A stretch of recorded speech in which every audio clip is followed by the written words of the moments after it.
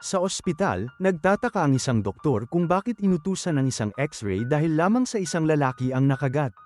Sa kanyang kamay, hiniling niya kay Nurse Anna na hanapin ang pasyenteng ito, kaya tiningnan niya ang system at nalaman niyang siya nga. Ipinadala sa intensive care, nakakaiba rin sa isang kagat lang. Pagkatapos ng kanyang shift, umuwi si Anna sa kanyang asawang si Luis. Dahil magdamag silang abala sa pagligo, hindi nila napapansin na may TV.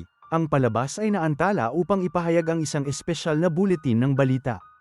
Kinaumagahan ay nagising si Luis nang mapansin niya ang kapitbahay na si Vivian na nakatayo sa labas.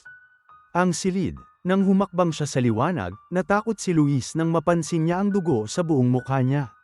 Sinabihan niya si Anna na tumawag ng ambulansya at lumapit sa dalaga para tulungan siya, si Vivian lang ang biglang kagatin ang kanyang leeg. Nagmamadaling itulak ni Anna si Vivian sa corridor habang si Luis ay bumagsak sa kama, ngunit si Vivian sinusubukan pa ring umatake ulit.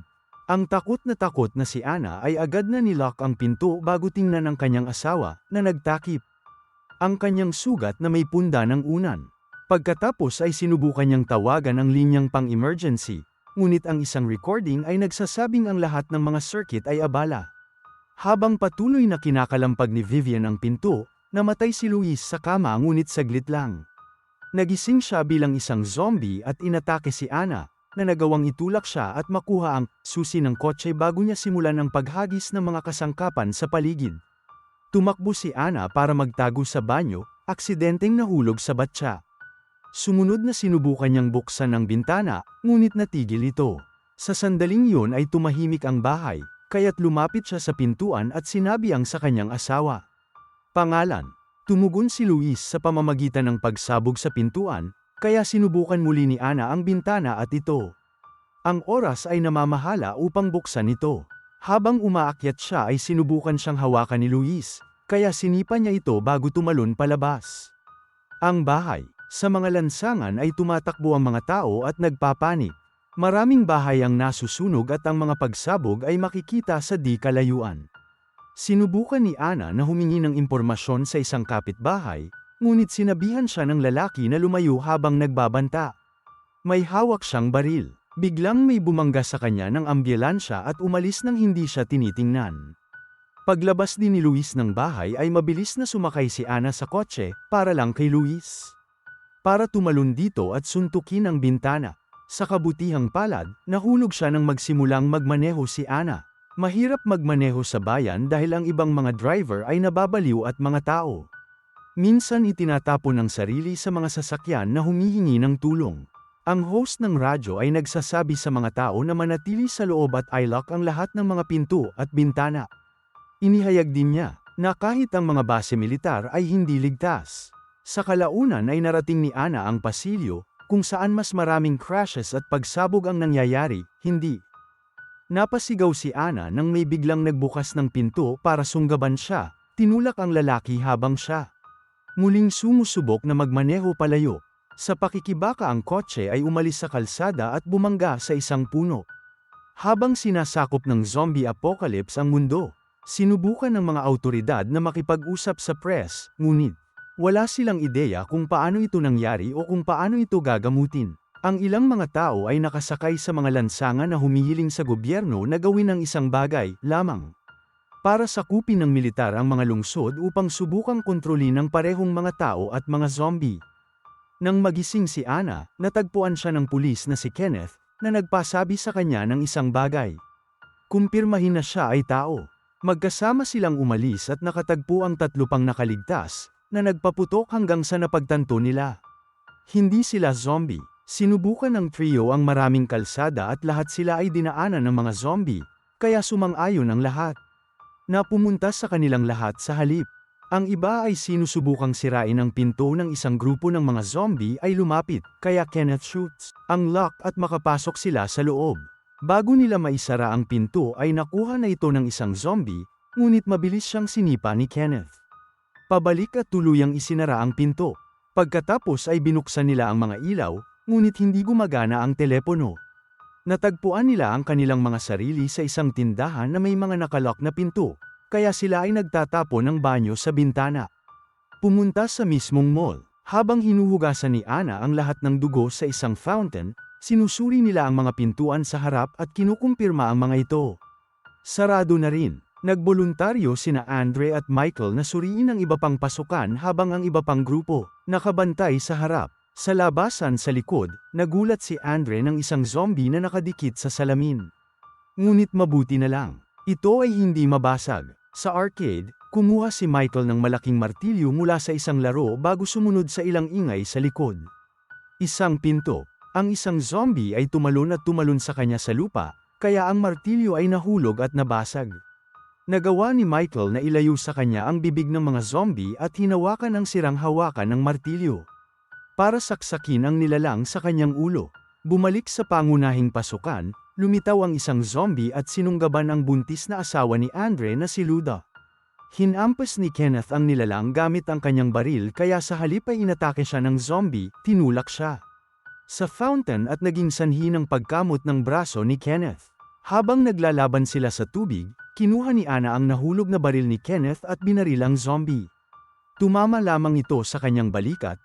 Nagsimulang tumakbo ang tatlo at muling nakipagkita sa mga lalaki para makapasok sa elevator. Pagdating nila sa itaas na palapag, hinarang sila ng tatlong armadong gwardya na gustong umalis. Pagkatapos ng maikling pagtatalo, kinumbinsi sila ni Ana na hayaan silang manatili, ngunit kinuha ng mga gwardya. Mga armas. Sa TV, pinapanood nila ang kaguluhan, kamatayan, at pagkawasak na sumikop sa mundo. Natutunan din nila na ang tanging paraan upang patayin ang mga zombie ay ang pag-atake sa kanilang mga utak.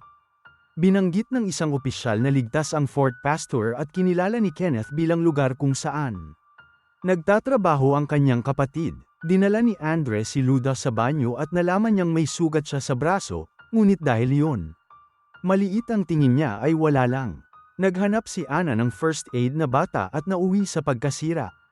Ngunit inilagay niya ang sarili. Sabay alagaan ang sugat ni Kenneth. Itinuro ni Michael na dapat silang sumakay sa anumang mahinang lugar sa mall at magpinta ng karatula. Ang bubong kung sakaling lumipad ang mga rescue helicopter. Bumaba ang mga gwardya at hinanap ang kumikibot na zombie sa fountain. Dati ay gwardya rin siya. Ngunit ngayon ay walang choice ang kanyang mga kaibigan kundi barilin siya sa ulo. Pagkatapos ay lumibot sila sa iba pang mga tindahan at binabaril ang bawat zombie na nahanap nila. Ilang sandali pa ay itinapon ng mga gwardya ang mga katawan ng zombie sa bubong habang ang iba ay natapos. Kanilang mga SOS sign. Sa taas na ito ay tanaw na nila ang buong bayan at napapansin ang mga zombie kung saan-saan. Kapag nakarinig sila ng ilang putok, gumamit sila ng binocular upang matuklasan si Andy sa bubong ng kanyang tindahan ng baril. May hawak siyang karatula na nagsasabing nag-iisa siya. Ngunit ibinaba niya yun para ituro ang isang bagay. Ang langit, may dumaan na helicopter at ang grupo ay nagsimulang iwagayway ang kanilang mga armas, ngunit ang chopper. Hindi sila pinapansin at lumipad palayo. Nang gabing yun, ikinulong ng mga gwardya ang grupo sa isang tindahan upang hindi sila magnakaw ng anumang mga supply. Naisip ni Michael na dapat silang gumawa ng isang bagay dahil hindi darating ang tulong, ngunit sa palagay ni Andre, babalik ang helicopter. Walang pakialam si Kenneth sa kanilang pagtatalo dahil ang layunin lang niya ay maabot ang Fort Pastor para mahanap ang kapatid niya. Samantala ang mga gwardya ay nanunood ng TV at narinig ang isang pastor na nagsasabing ang mga zombie ay isang parusa na ipinadala ni Diyos para sa mga kasalanan ng sangkatauhan. Kinaumagahan ay ginigising ang lahat ng mga automatikong timer ng mall na nag-o-on sa lahat ng mga ilaw at musika. Static lang ang palabas ng TV, ibig sabihin ay bumaba na ang signal. Hinanap ni Terry ang control unit at nakita siya ni Ana, na nagkumbinsi sa kanya na magbukas ang tindahan para makapunta ang grupo niya sa banyo. Nakarating si Terry sa control unit at pinapatay ang musika bago suriin ang seguridad camera, para lamang matuklasan na may truck na paparating sa mall.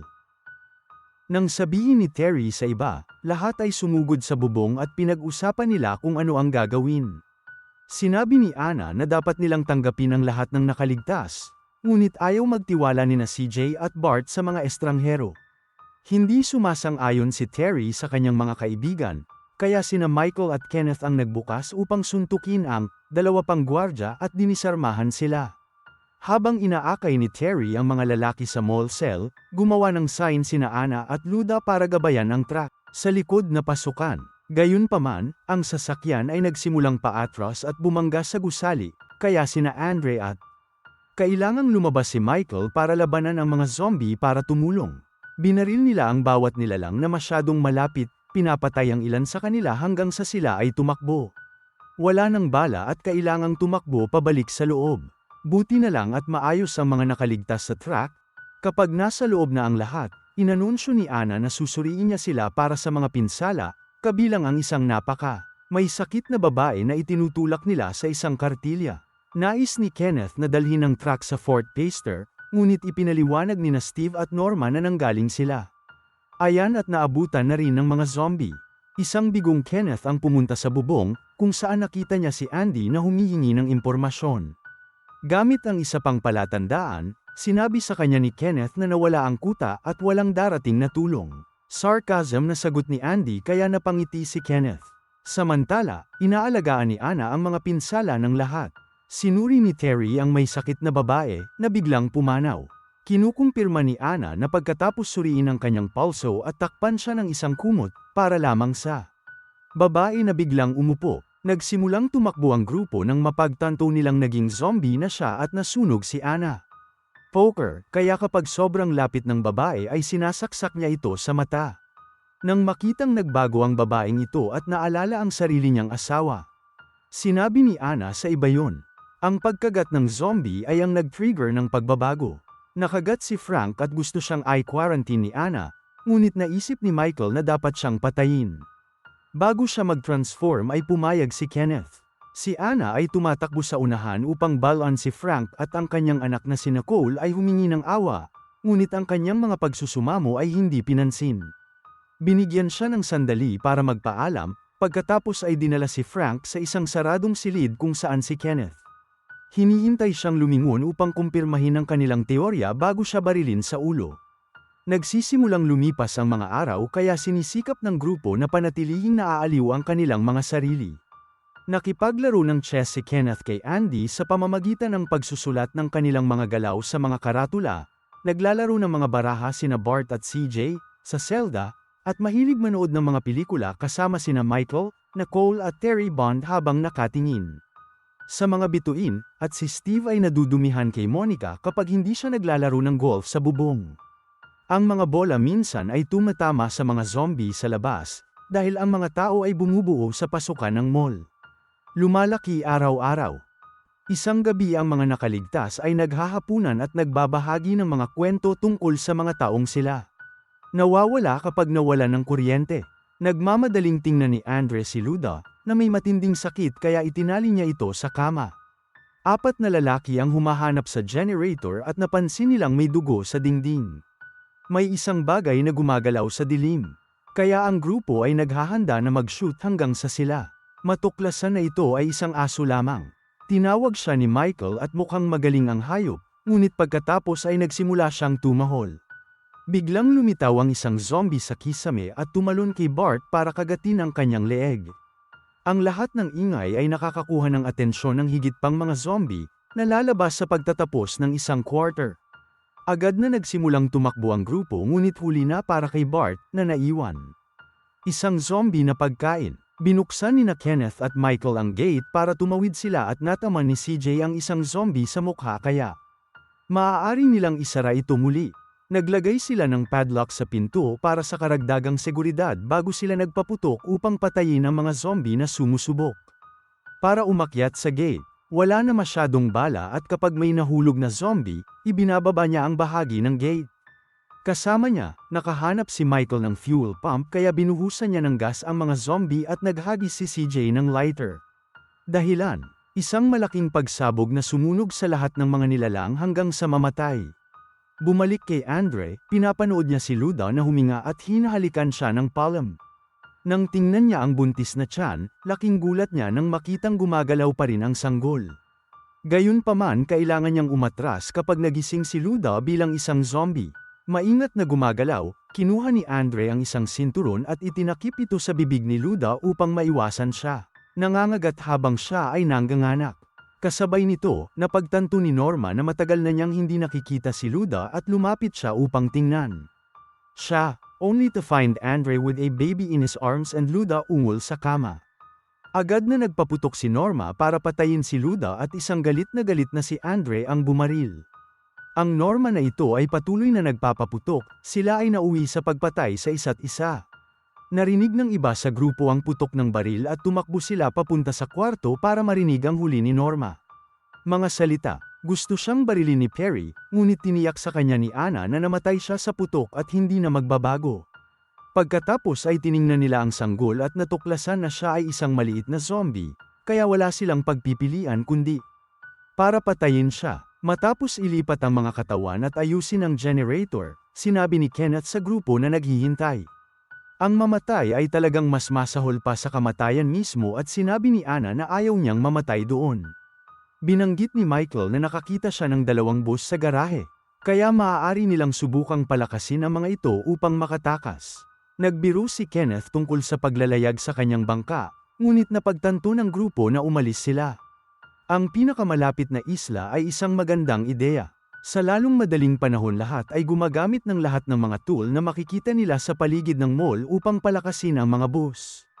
Ginugugol ang karamihan ng kanilang oras sa pagtatrabaho ng husto. Kapag nagpahinga sila, sina Anna at Michael ang unang pagkakataon na magkasama.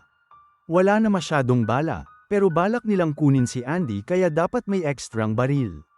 Sinabi sa kanya ni Kenneth ang tungkol sa plano gamit ang mga senyales at tumugon si Andy ng gutom, na naging sanhi ng pagkagutom ni Kenneth. Upang mapansin kung gaano karaming timbang ang nawala sa kanya, kailangan pa ng grupo ng oras para tapusin ang mga bus, kaya dapat gumawa sila ng paraan para makapagpadala ng pagkain kay Andy. O hindi siya aabot sa araw ng pagtakas. Nang maalala na maayos ang aso sa panahon ng pag-atake, nagpasya silang palabasin siya, na may ilang mga supply at isang radyo.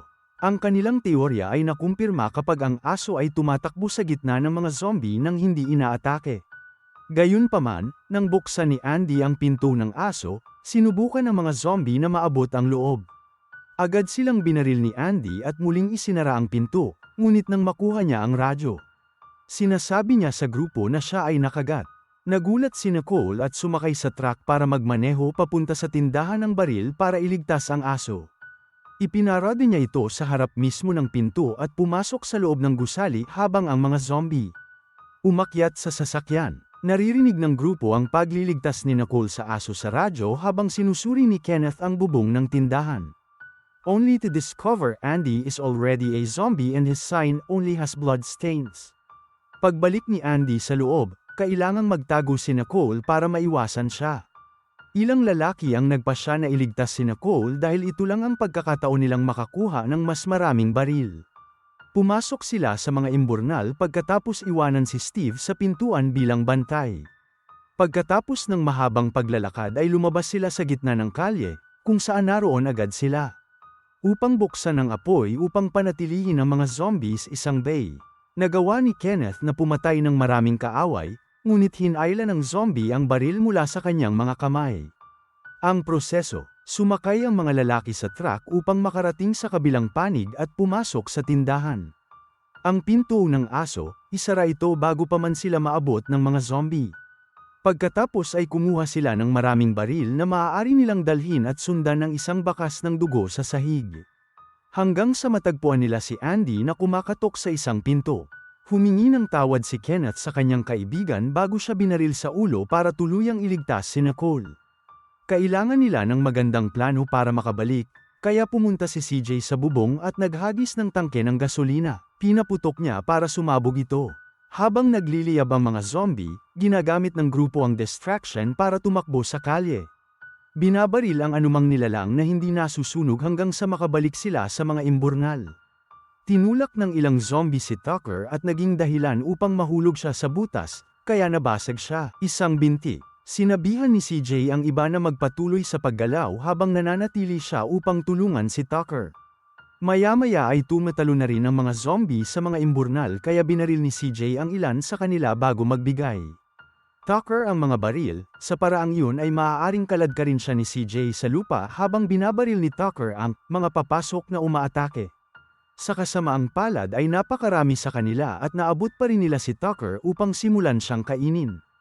Hiniling ni Tucker sa kanyang kaibigan na tapusin ito, kaya binaril siya ni CJ sa ulo bago tumakbo para sumali sa iba pa. Sa kalaunan ay nakarating ang grupo sa pinto ng mall, ngunit wala si Steve para buksan ang pinto. Nagsisimula nang umakyat ang mga zombie sa hagdan at nagpaputok ang mga lalaki hanggang sa magpakita si Anna. Papasukin sila. Hindi na nila maisara ulit ang pinto dahil hawak na ito ng mga zombie, kaya lang kaya ng team tumakbo. Sa sandaling magkita silang muli ng iba pang mga nakaligtas, ang grupo kasama ang aso ay nagmamadaling pumunta sa elevator. At isara ang mga pinto bago sila maabot ng mga zombie. Nakarating sila sa garahe at sinisiraan si Steve kapag nakita nila siya doon. Ang grupo ay nahati sa dalawa upang sumakay sa mga bus at sa wakas ay umalis sa mall sa pamamagitan ng pagsabog. Ang mga gate ng garahe. Agad na pinalibutan ng mga zombie ang mga sasakyan kaya nahihirapang gumalaw. Nagpaputok ang mga nakaligtas sa mga bintana at gumamit pa si Steve ng chainsaw para pumatay ng ilan. Mga zombie. Dahil masyadong makapal ang mga tao para makadaan, naghagis si CJ ng isa pang tangke ng gasolina at bumaril. Ito upang lumikha ng bagong pagsabog na madaling magbubukas ng daan. Ang mga bus ay mabilis sa bayan, tanging ang paghahanap ng mga sasakyan ang kanilang mga hadlang. Napansin ni Kenneth ang isang zombie na nakasabit sa isang bus at biglang lumiko upang subukang itapon siya. Na nagpabagsak kay Glenn habang nasa ibabaw ni Monica ang chainsaw. Nawala ng kontrol ang bus at nauwi sa pagbangga sa isang bakod. Na naging dahilan upang mapunta ito sa gilid nito. Bago bumalik ang isa pang bus para tumulong, kumuha si Steve ng baril at tumanggi na tulungan si Kenneth. Siya ay lumalabas mag-isa lamang para sa isang zombie na tumalon sa kanya. Ang iba pang mga nakaligtas ay dumating upang kunin ang kanyang mga kaibigan at si Anna ay nawasak ng matuklasan ng chainsaw. Ay pumatay sa parehong Monica at Glenn. Nang tumalikod siya, sinubukan siyang salakayin ng isang zombie na si Steve, kaya binaril siya ni Anna. Ulo. Pinatay ni Terry ang zombie na kasama ng bus at ang mga putok ay nakakaakit ng atensyon ni A. Ang mga lalaki ay nagpaputok upang bumili ng ilang oras dahil si Anna ay nasa likod ng pagkuha ng mga susi ng bangka mula kay Steve. Nag-shoot din siya ng ilang mga zombie at salamat sa backup ng kanyang mga kaibigan, nakarating siya sa bus. Hinayla siya ni Michael at pinatay ni CJ ang mga nilalang sa pinto para tuluyan na nilang maisara ito. Buong bilis na umaalis ang bus at dumaan sa isang gate para makarating sa pier. Muntik na itong mahulog sa tubig pero buti na lang napadpad ito sa gilid. Ang mga nakaligtas ay agad na nagsimulang tumakbo patungo sa mga bangka habang ang mga zombie ay nakarating sa lugar din. Sa kasamaang palad ay malapit nang napalibutan si CJ. Kaya pinaputok niya ang kanyang huling tangke ng gasolina upang ibagsak ang lahat. Ang mga kaaway, namamatay sa proseso. Ang iba sa grupo ay naghahanda na para pumunta ngunit ipinahayag ni Michael na hindi siya makakasama sa kanila dahil nakagat siya. Nagpaalam siya kay Anna at itinulak ang bangka kaya nang nasa ligtas na distansya ang kanyang mga kaibigan. Siya mismo ang nagbuburr gamit ang isang shot. Sa huli ay nakaligtas sina Anna, Kenneth, Nicole, Terry, at ang aso. Habang naglalayag, nakakita sila ng bangka na may zombie sa loob at mabilis itong pinatay. Makalipas ang maraming araw kapag naubusan ng gasolina ang kanilang bangka at nabubulok na ang pagkain. Sa wakas ay sila na pumunta sa isang isla upang matuklasan din ang puno ng mga zombie. Tiyaking mag-subscribe at i-on ang mga notification para makapanood ka ng higit pang mga video na tulad nito. Salamat sa panunood.